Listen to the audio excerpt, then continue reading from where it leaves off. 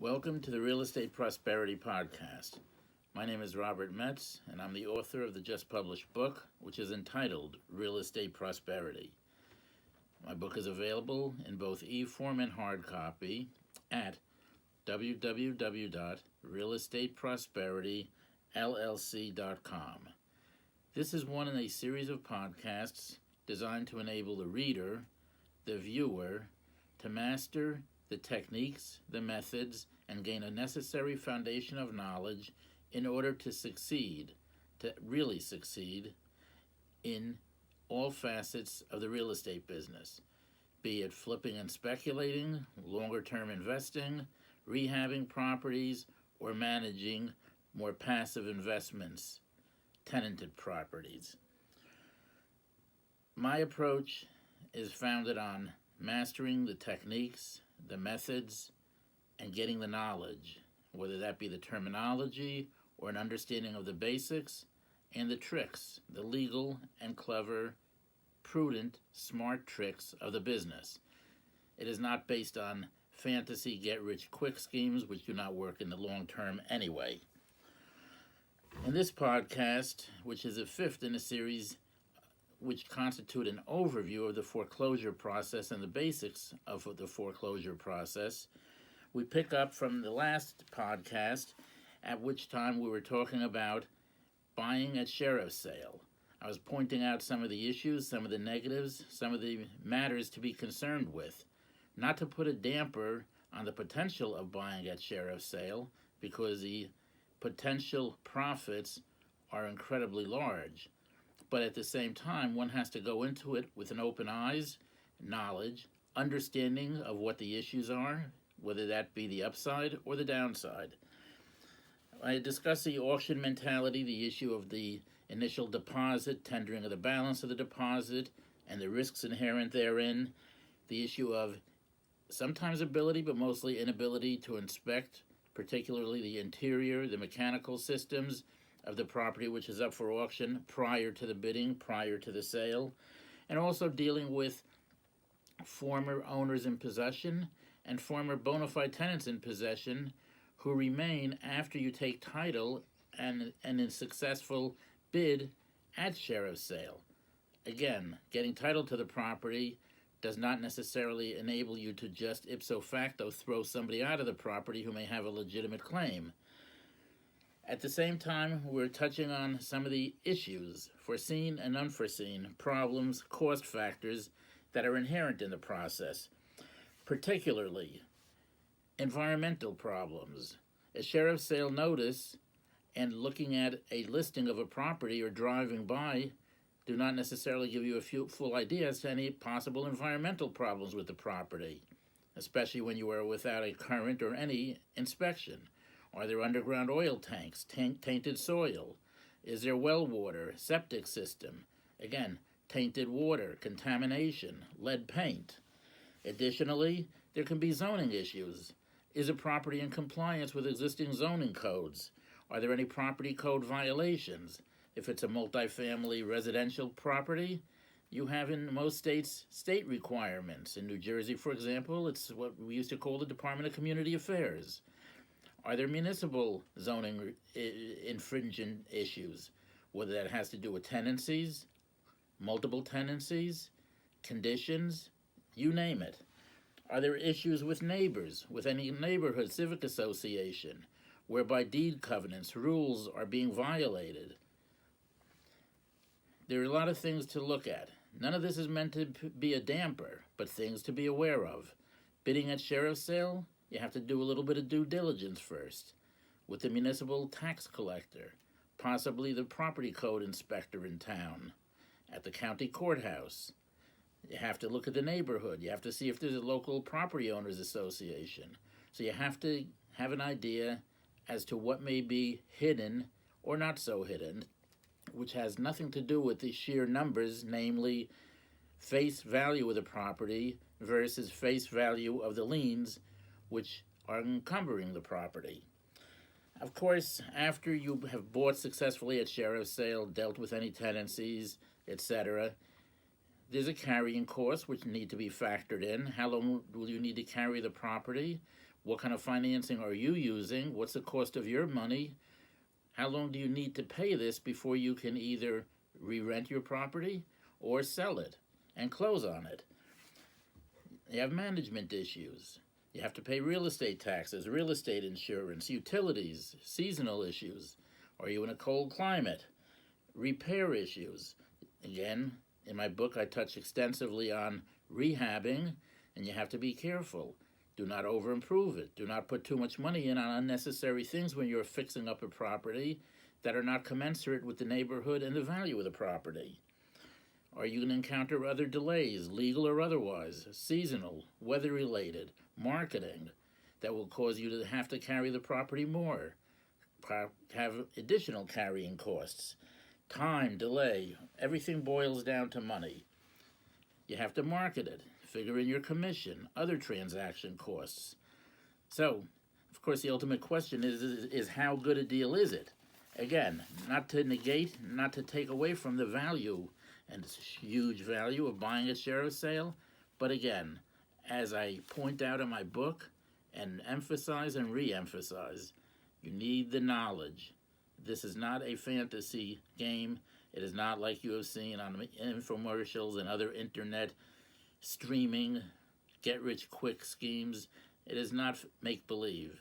If you want to really succeed, you need to know what you're doing. You can learn to know what you're doing. You can learn the methods, but you need to focus on that and not just think you snap your fingers and it's a miracle to make a fortune in real estate. Now, we've also touched briefly on a specialized way of buying quote-unquote foreclosure property, namely by buying the paper, which again, the paper is the mortgage and the note, which are in foreclosure. You can buy the paper, whether the paper is performing, meaning they're not in foreclosure, or non-performing, meaning you're in foreclosure. There's a default. It's much easier, as I've pointed out, to buy the paper from small lenders, local lenders, individuals who maybe took back a mortgage. Occasionally you can buy a mortgage from a large institutional lender, but typically those mortgages are bundled, collateralized, securitized. They may have intertwining, international, huge monetary interests which own blocks of paper, and the mortgage at issue may be but a tiny, tiny fraction of that huge block of paper. So they do not just simply deal on a onesie-twosie basis and take one mortgage out and sell it to Mr. Smith when they have maybe it's part of a 2,000 or 5,000 mortgage bundle. But buying the paper can be a very effective means to control, to invest in, speculate in, flip foreclosure property. You do not buy the property. You do not have to deal with some of the basic issues incident to real estate ownership. But of course, the flip side is you have to be able to finance your purchase of the paper without being able to collateralize, to put your own financing on the property you are buying or seeking to buy or control. Because if you're leaving the mortgage on the property and you're not buying the property, you cannot mortgage it. So whatever monies you use to buy the mortgage, no matter how good a deal it is, no matter how good a discount you may get on the mortgage, you have to either have that money or raise that money through a third party or through other property in order to finance this particular deal. Again, dealing with the paper is a huge subject area, again, elaborated on in my book. You can buy a first mortgage, second, third, fourth, fifth, etc. Most commonly, it's a first or second mortgage. Buying a first mortgage gives you huge leverage in controlling the deal that you may not get by going to sheriff's sale or by dealing directly with the homeowner up front. If you have a $200,000 value property, $125,000 first mortgage in foreclosure, and a $68,000 second, aside from accumulating arrearages, you basically have a wash. You basically have an underwater, no equity property on the face of it. And then, of course, accumulating arrears simply make your LTV, loan-to-value ratios, more out of whack. You can buy a first mortgage or control a first mortgage and basically wipe out a second mortgage, whereas if you were not buying the paper, if you were going to sheriff's sale, that second mortgage might realize a chunk of money on its investment, on its debt, from a bidder at sale, thereby pushing the bid price of the property up, creating less of an edge of profit potential by buying the property at share of sale, and giving you less of a deal if you buy at sale as opposed to buying the paper before sale and bringing the property thus as the new lender, or the first lender, bringing the property to sale yourself and wiping out the second mortgage. Because remember, if the second mortgage is sitting behind a large first mortgage and there's basically very little equity in the property behind his second mortgage, if he wants to bid at sale to get the property, to keep the property as opposed to his mortgage, he has to clear up. He has to pay off the entire first mortgage, including arrears, costs, etc. He may not have the money to do it. If he has the money to do it, he may not have the desire to do it. It would probably be a silly business deal.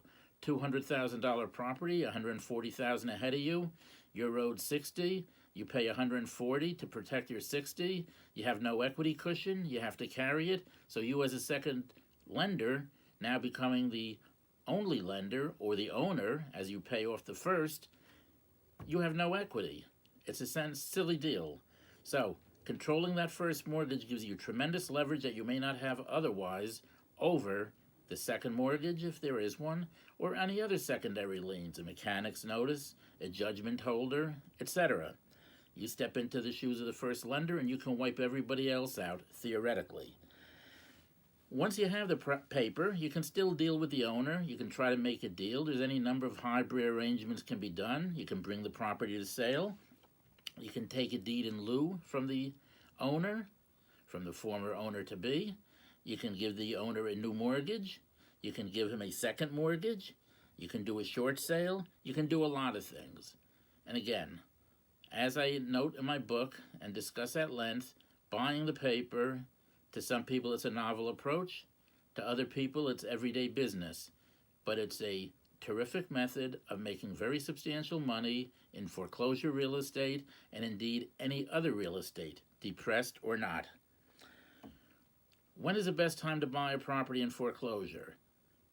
Common wisdom is a few months after the foreclosure complaint is filed, or a few months or so before the sheriff's sale is scheduled to be held.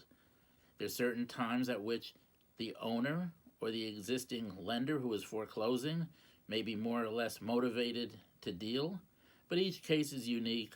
It depends on many circumstances, obviously, not the least of which are market conditions, personal needs, desires, motivations of the parties, a lot of factors. But again, being in the game, getting your foreclosure leads, pursuing them, knowing what you're doing, having the ability to perform, approaching it in a sincere, business-like fashion, armed with the knowledge, armed with the money or credit, whoever it is, as I point out earlier, you're in the game and there is room for tremendous, tremendous gain. I'd like to read something very briefly from my book, Real Estate Prosperity, happens to be page 128, which kind of gives a good, concise summary of what we're talking about. Buying the property, buying the paper, making deals at the right time with other lenders, discounting, going to sale with or without the paper. It's a bit of a chess game, but get some knowledge. Buy something. Buy low, buy right. Find some paper, get the comps, maneuver.